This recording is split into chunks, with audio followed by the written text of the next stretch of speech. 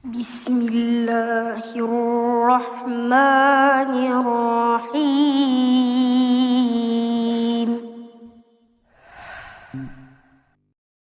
Assalamualaikum warahmatullahi wabarakatuh.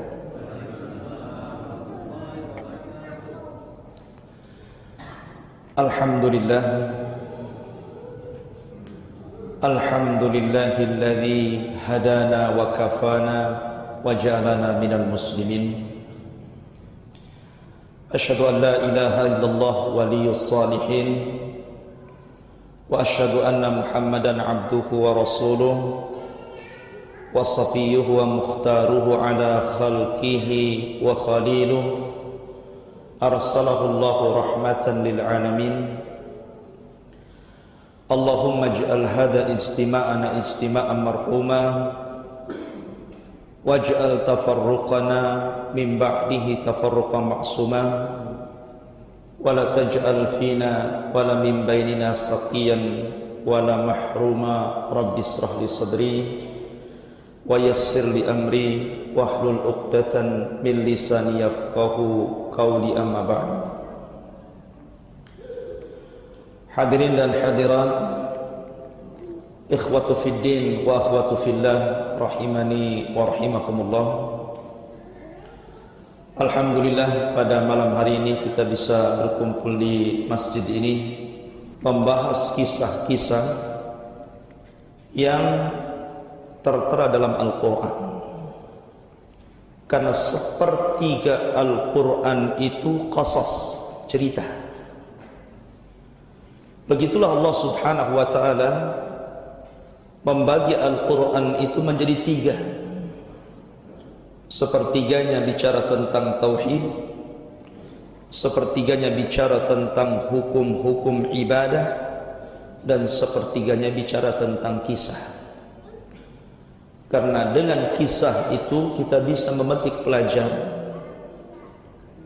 Dan kisah dalam Al-Quran bukan dongeng, tetapi kisah nyata dari umat-umat terdahulu yang kemudian dikisahkan Allah kepada Rasul untuk menetapkan hati Rasul.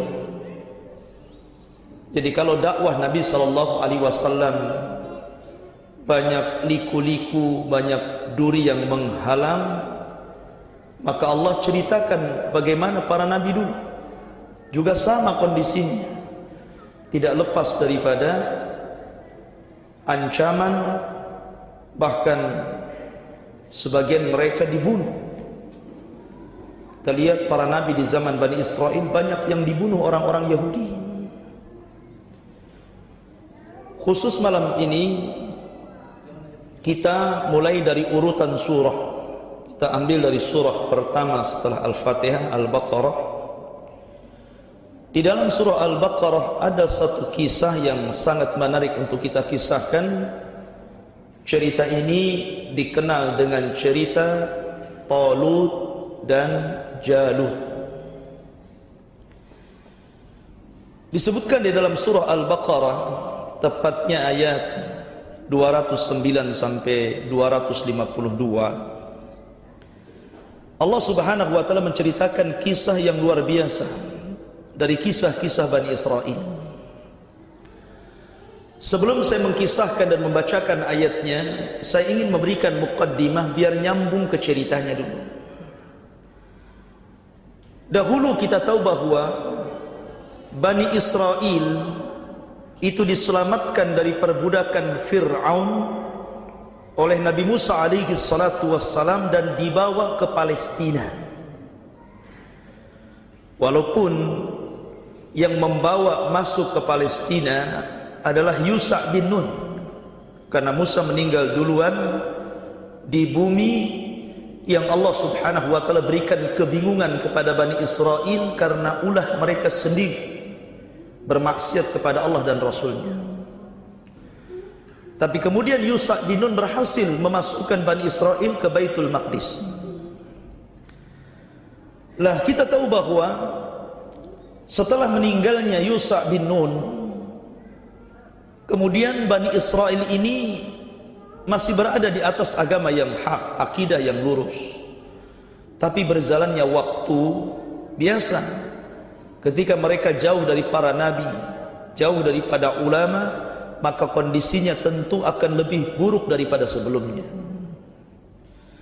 Dari situlah ikhwatu fiddin yang dimuliakan Allah Subhanahu wa taala, akhirnya Allah Subhanahu wa taala kemudian menguji mereka.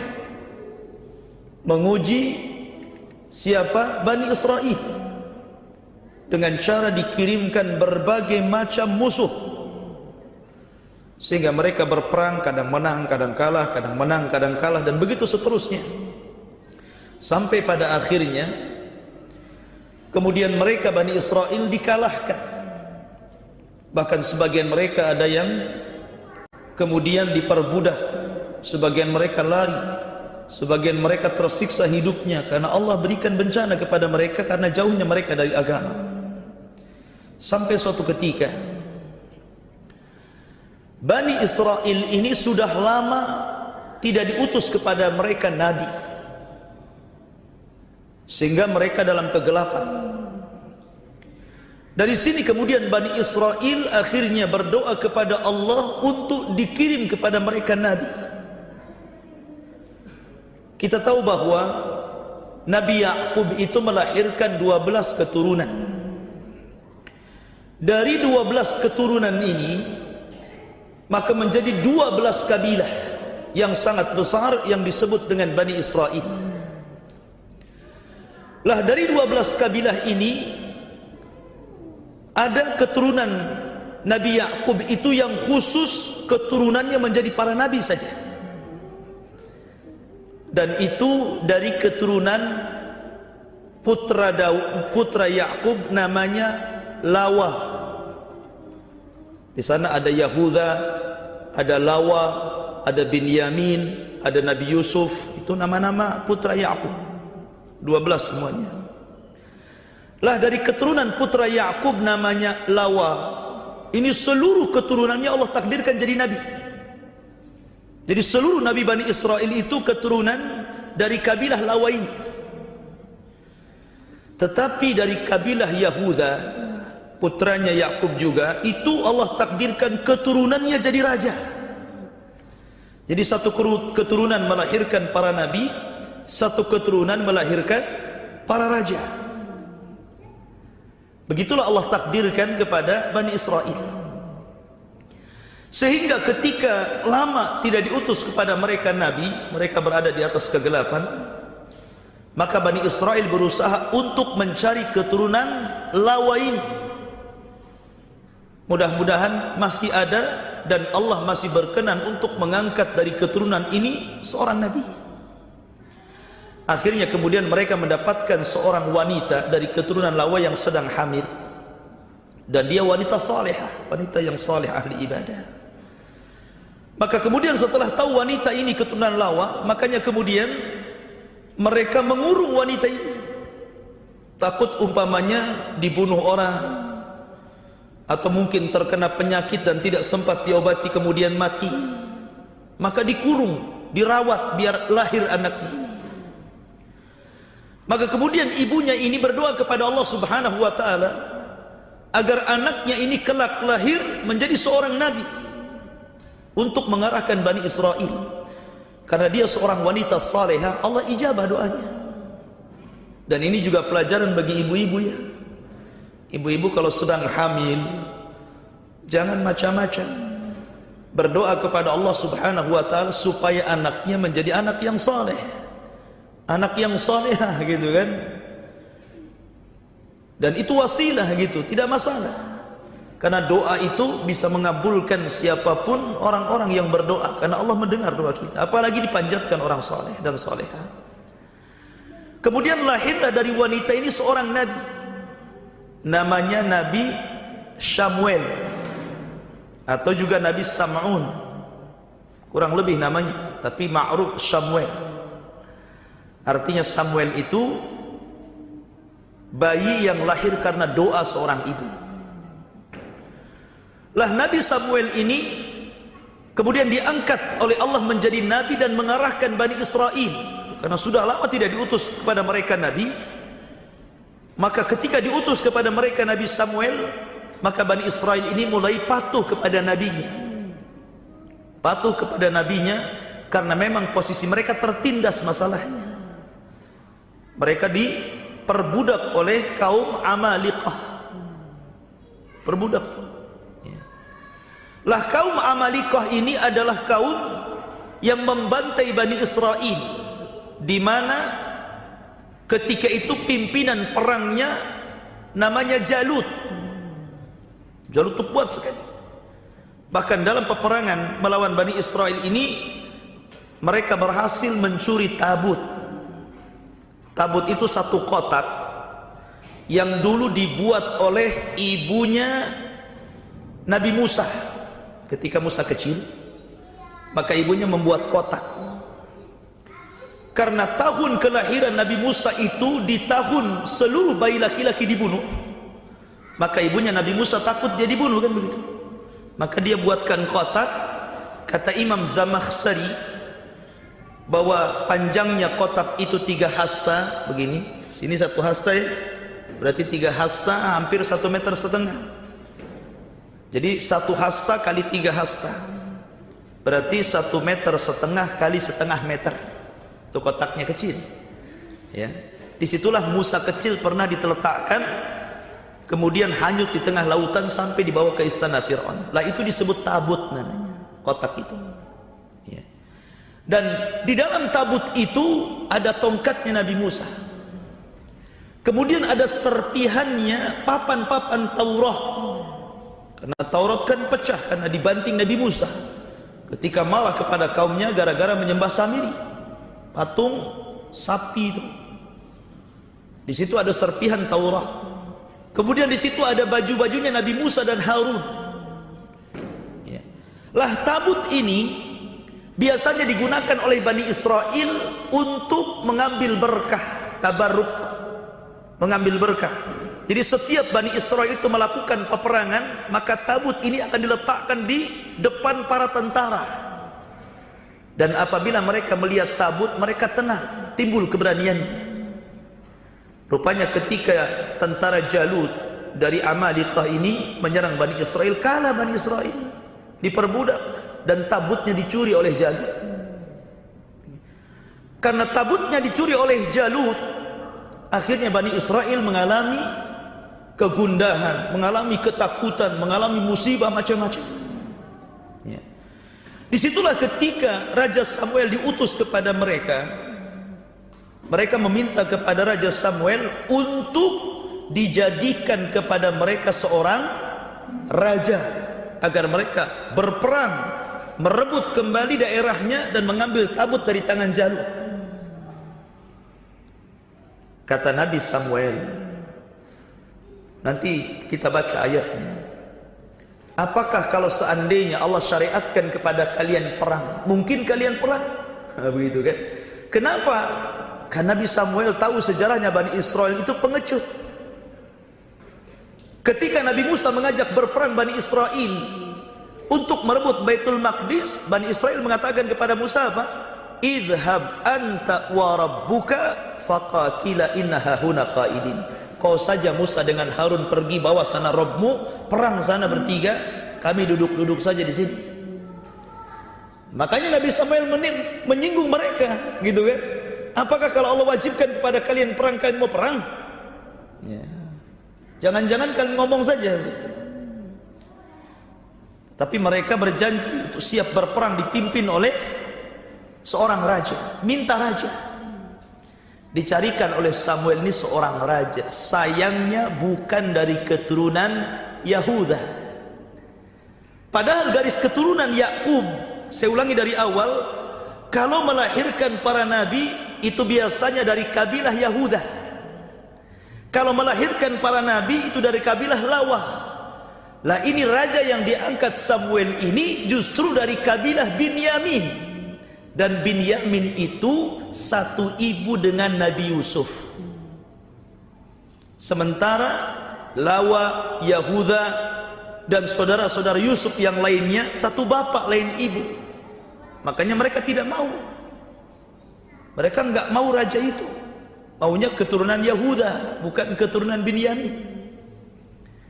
Tetapi karena mereka mendesak, maka kemudian diangkatlah oleh Nabi Samuel seorang raja namanya Talut. Dari sini kita mulai ceritanya.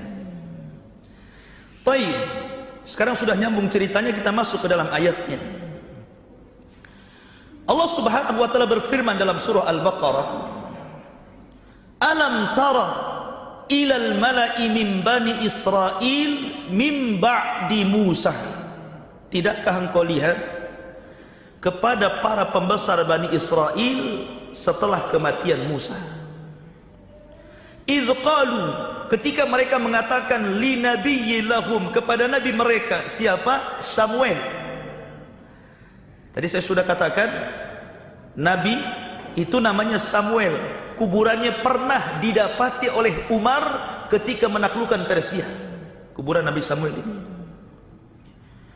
Jadi ketika diutus kepada mereka Samuel, mereka mengatakan, ib'ats lana malikan nuqatil fi sabilillah.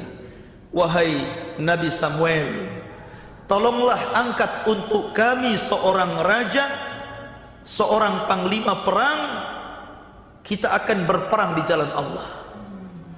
Mantap kan ini niatnya. Maka kemudian Nabi Samuel menyinggung mereka. Qala hal asaitum in kutiba alaikumul qital alla tuqatilu.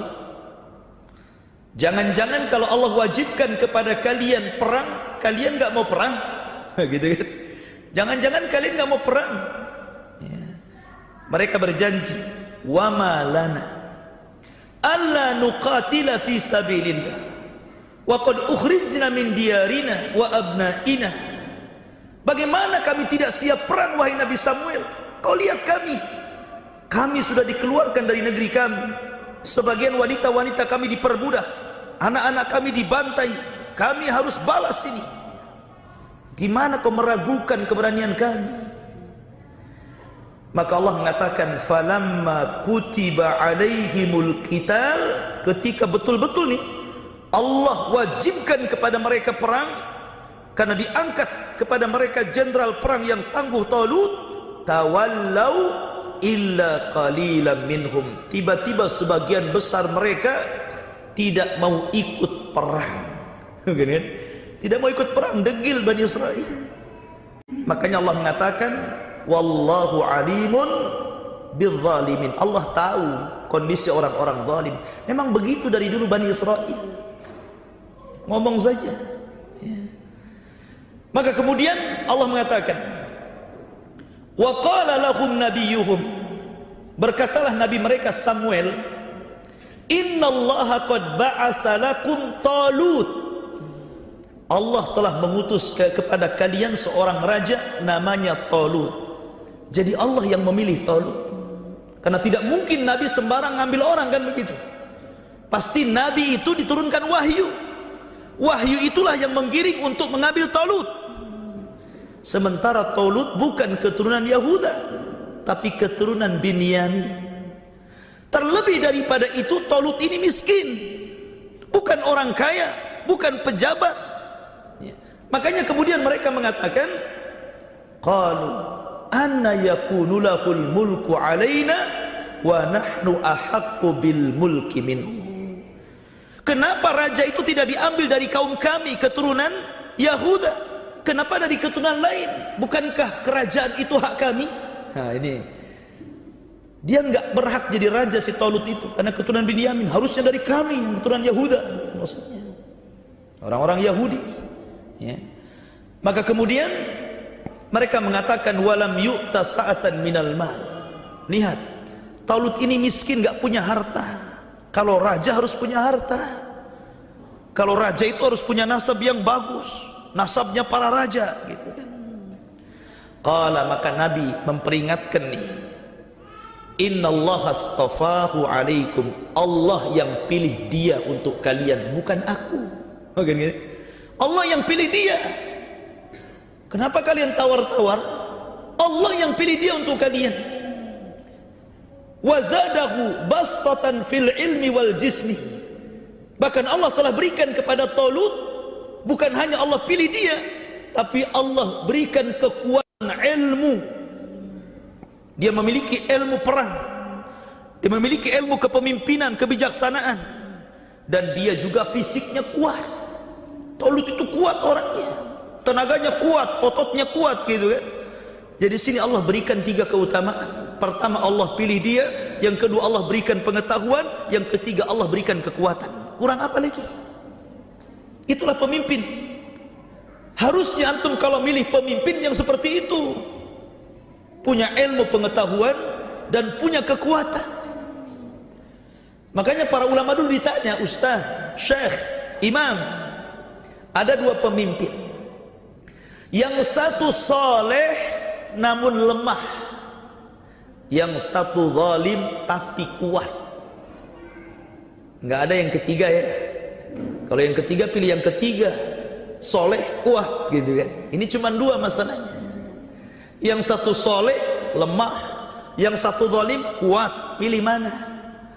Kata para ulama, pilihlah yang zalim tapi kuat daripada soleh tapi lemah. Alasannya apa? Karena solehnya untuk dirinya, tapi lemahnya untuk kita. Zalimnya untuk dia, dosanya tanggung sendiri, tapi kekuatannya untuk kita. Kita menjadi bangsa yang kuat. Urusan dia zalim, urusan dia dengan Allah. Tapi kalau dia lemah, kemudian dijajah bangsa orang lain, masalah kita kan begitu. Ya kalau ada pilihan yang ketiga, ya kita cari yang soleh, yang kuat kan begitu. Itu kalau yang ada yang ketiga gitu kan. Lah ini Talut ini semua ada di situ. Sudah soleh, cerdas, kuat gitu kan. Cuman nggak punya harta saja, itu saja. Jadi rupanya orang-orang sekarang ini cara berpikirnya seperti Bani Israel. Kalau nyari pemimpin itu yang penting kaya, bodoh nggak apa-apa, nggak salat nggak apa-apa, nggak sekolah nggak apa-apa, yang penting kaya gitu kan. Makanya kalau ada pemilihan pemimpin itu senjatanya serangan fajar itu, bagi-bagi beras sembako gitu kan, menang dia. Sampai ada di satu daerah itu ada 2 calon, satu preman, satu kiai. Kiai kalah telak dengan preman. Di awalnya kata Pak Kiai, karena memang di desa itu pemilihan kepala desa itu memang banyak judi, ada judi sabung ayam, judi macam-macamnya. Kata Pak Kiai, kalau saya jadi, saya hapuskan perjudian. Kata preman, kalau saya jadi, saya tambah perjudian. Namanya hitam putih. Ya kan? Ya. Akhirnya karena preman ini banyak linknya, banyak duitnya, buat serangan fajar ketika pemilihan itu kan, menang telak dia, Pak Kiainya kalah. Subhanallah. Ya, kadang orang sembarangan buat cari pemimpin itu. Taib. Lah Talut ini dipilih oleh Allah, Allah berikan pengetahuan, Allah juga berikan kekuatan badan. Wallah yu'ta mulkahu man yasha, dan Allah memberikan kepemimpinan itu kepada orang yang dikehendakinya. Wallahu wasi'un alim. Kemudian waqala lahum nabiyuhum, berkata nabi mereka Samuel kepada Bani Israel, kalau kalian tidak percaya bahwa Talut itu kehendak Allah untuk kalian, saya akan buktikan bahwa dia punya sesuatu yang akan meyakinkan kalian bahwa dia pemimpin kalian. Apa itu? Allah katakan, inna ayatu mulkihi an ya'tiyakum tabut fihi sakinatu min rabbikum wa baqiyatun mimma taraka alu Musa wa alu Harun tahmiluhul malaikah. Sesungguhnya tanda-tanda bahwa Talut itu adalah pemimpin yang baik bagi kalian, bahwa akan didatangkan kepada Talut tabut. Tadi sudah saya ceritakan apa itu tabut. Pusaka itu tabut itu. Isinya Taurat, tongkat Nabi Musa, kemudian pakaian-pakaian Harun dan Musa di situ. Yang di dalamnya ada ketenangan bagi Bani Israel yang Allah berikan kepada kalian, dan sisa-sisa dari apa yang ditinggalkan keluarga Musa dan Harun tahmiluhul malaikah. Malaikat yang ambil dari Jalut. Jadi Allah mengutus malaikat untuk mengambil tabut dari tentara Jalut. kemudian diterbangkan antara langit dan bumi. Ketika Talut sedang berceramah seperti ini di hadapan Bani Israel, tiba-tiba tabut itu turun dari langit persis di depan dia. Nah, sekarang Bani Israel sudah tenang, ada tabut di depan mereka, karena mereka yakin kalau ada tabut itu pasti menang. Itu masalahnya. Dari situlah mulai mereka yakin Talut itu raja mereka. Harus begitu memang Bani Israel itu. Ya, memang harus begitu. Harus dikasih mukjizat dulu, dikasih keanehan dulu, baru sami'na wa ata'na. Kalau enggak sami'na wa asaina. Ya. Taib. Maka setelah kemudian ada tabut, kemudian Talut pun mempersiapkan pasukan Bani Israel samanuna alfan. Berapa samanuna alfan? 80.000 pasukan siap melawan Jalut. Kemudian berangkatlah 80 pasukan yang dipimpin Talut ini. Tetapi di situ ada ujian yang harus mereka lakukan. Bagaimanapun seorang tentara yang masuk dalam ketentaraan, tentu kan ada uji nyali ya. Ada uji nyali, ada uji kekuatan gitu kan. Pantas nggak Anda ini jadi militer? Harus ada ujiannya. Lah Allah menguji pasukan Bani Israel ini yang 80 pilihan ini. Allah mengatakan, "Falamma fasala Talut bil junud qala innallaha mubtalikum binahar." Ketika Talut mempersiapkan pasukan yang 80.000 orang itu, kata Talut, Allah akan menguji kalian dengan sungai.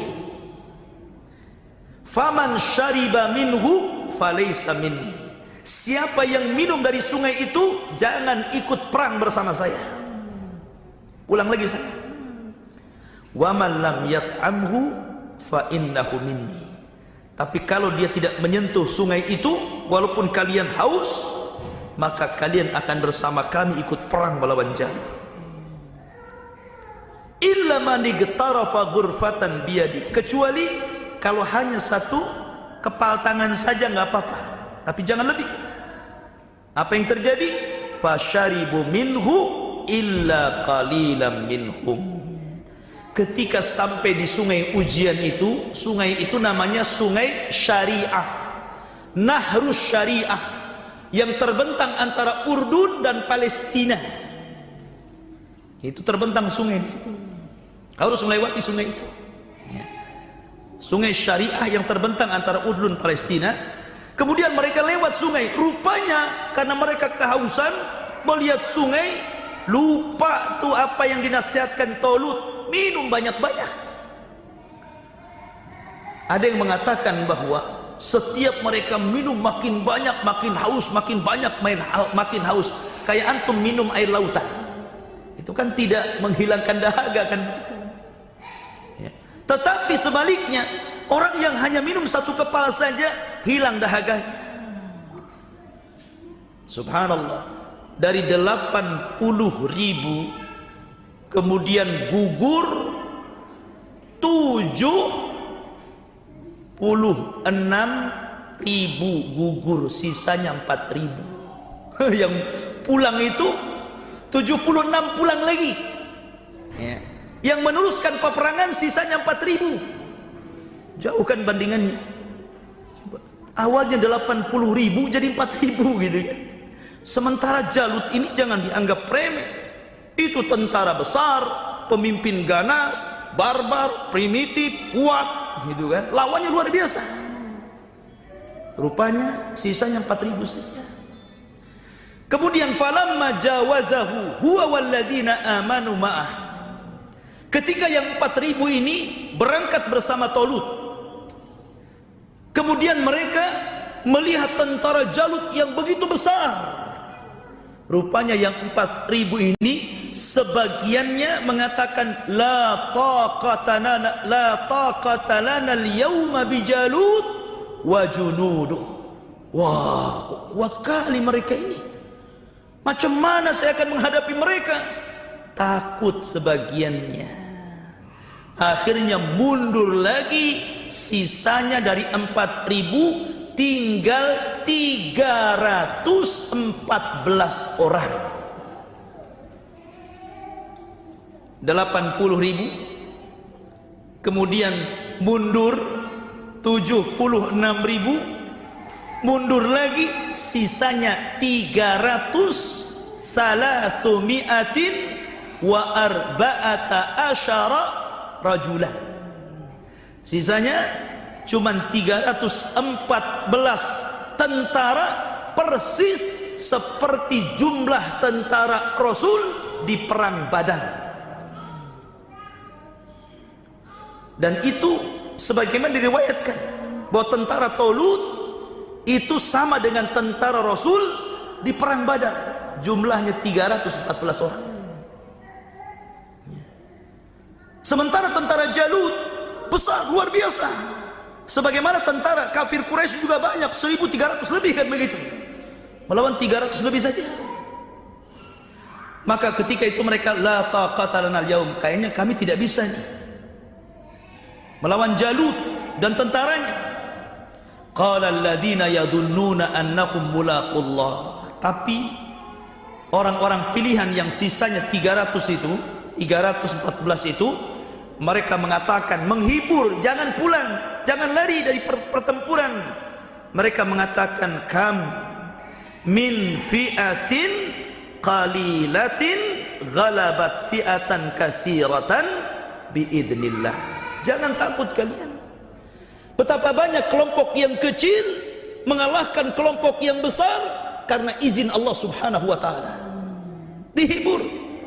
Tapi mereka tetap saja lari tunggang langgang, sehingga orang yang bersama Talut cuma 314 orang saja. Masya Allah. Dan subhanallah, memang itulah sunnatullah. Memang berapa banyak kelompok yang kecil bisa mengalahkan kelompok yang besar. Di zaman Rasul, kita lihat beberapa pertempuran di zaman Rasulnya, itu jumlahnya tidak banding. Dalam perang Badar, saya ulangi bahwa jumlah pasukan Badar itu yang dipimpin Rasul sama dengan jumlah pasukan Talut, 314 lebih. Sementara jumlah pasukan musuh hampir 1.200 lebih sampai 1.300. Tidak banding secara jumlah. Dalam perang Uhud, tentara kaum muslimin cuma 700, tapi tentara orang-orang kafir mencakup 6.000 lebih. Dalam perang Mu'tah, ketika itu perang Mu'tah itu perang di mana orang-orang Romawi marah gara-gara dikirimi surat oleh Rasul supaya masuk Islam. Maka mereka mempersiapkan pasukan 200.000. Bayangkan, 200.000 lebih dengan sekutu-sekutu Arab itu bergerak dari Romawi menuju Madinah. Kata Nabi SAW, ini pasukan besar, kalau menghantam kita di Madinah bahaya, akan terbunuh anak-anak, wanita, orang tua, kita hadapi di luar. Maka Nabi mengutus Zaid untuk memegang benderanya. Zaid, kalau kau mati serahkan kepada Ja'far. Ja'far, kalau kau mati serahkan bendera kepada Abdullah bin Rawaha.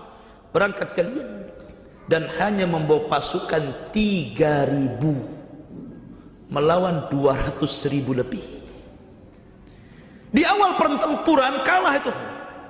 Zaid meninggal, diambil benderanya Ja'far. Ja'far meninggal, diambil benderanya oleh Abdullah bin Rawaha. Abdullah bin Rawaha meninggal juga. Bingung kaum muslimin.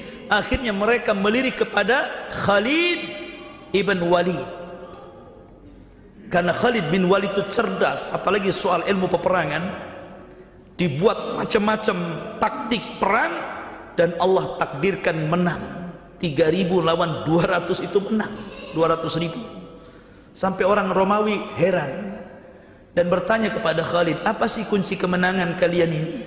Kata Khalid, nahnu nuhibbul maut kama tuhibbul haya.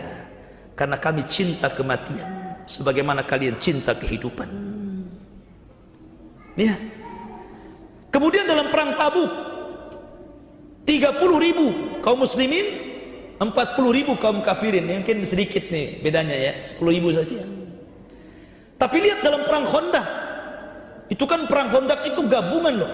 Orang musyrik bergabung dengan orang Yahudi, bergabung dengan orang-orang munafik, sehingga kaum muslimin yang dikepung itu jumlahnya 3.000, sementara yang mengepung jumlahnya 10.000. Jadi kalau kita melihat peperangan Nabi Shallallahu Alaihi Wasallam, dan hampir secara umum dimenangkan kaum muslimin, walaupun mereka kecil pasukannya, tapi Allah sudah mengatakan kam min fi'atin qalilatin ghalabat fi'atan katsiratan biiznillah. Berapa banyak kelompok yang kecil melawan kelompok yang besar menang. Bahkan di akhir zaman juga sama. Ketika terjadi Malhamatul Kubra, ketika sebelum terjadi Malhamatul Kubra, kaum muslimin akan berperang dengan orang-orang Nasrani. Dan ketika itu tentara Romawi adalah tentara terbanyak sedunia jumlahnya. Dan tentara kaum muslimin tidak tanya. Tapi karena tentara kaum muslimin punya kekuatan yang luar biasa yang tidak dimiliki orang kafir dari segi keberanian, makanya mereka tidak sanggup melawan kaum muslimin, berakhir dengan perjanjian damai, kemudian menyerbu orang-orang selain mereka dari benua Asia. Setelah itu terjadi pembatalan perjanjian, barulah kemudian terjadi Malhamatul Kubra, perang besar. Armageddon, apa namanya perang itu? Ya. Taib. Lah ketika Talut ini tentaranya tinggal 314 orang melawan ratusan ribu tentara Jalut, kawan. Kebiasaan perang dulu itu beda dengan perang sekarang. Zaman dulu kalau sebelum perang itu ada namanya perang tanding dulu. Jadi tidak langsung serbu, tidak. Mana jagoan kalian? Nih jagoan saya. Jadi suruh gulat dulu tuh sampai mati. Ya. Akhirnya kemudian waktu itu Jalut sesumbang. Jalut itu besar, posturnya kuat, tentara panglima perang, ditakuti orang gitu kan. Dia sesumbang. Siapa di antara kalian yang berhasil melawanku? Subhanallah. Talut ketika melihat 314 orang ini, kemudian dia menawarkan kepada yang 314 orang ini, siapa di antara kalian yang mau maju melawan Jalut? Nggak ada yang bergerak. Takut lewat Jalut. Nggak ada yang bergerak, satu pun diam saja.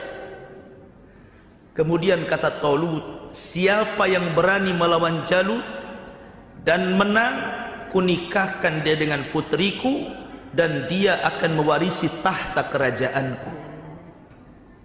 Ini sudah ada iming-iming bagus nih. Nggak ada yang bergerak juga. Iya kalau menang, kalau kalah nggak jadi kawin kan gitu. Nggak ada yang bergerak, subhanallah. Ya wajar manusiawi, ikhwan. Ini tentara banyak, kuat-kuat, kita kecil. Tapi Allah subhanahu wa ta'ala ketika itu berikan keberanian kepada anak muda yang usianya belasan tahun, masih 17-18 tahun. Dan anak muda itu namanya Daud, yang kita kenal dengan Nabi Daud. Dia satu di antara anggota pemberani yang terlibat dalam 314 pasukan Talut itu. Berani dia. Ya. Saya ingin sedikit menceritakan Daud, kenapa dia bisa mengalahkan Jalut.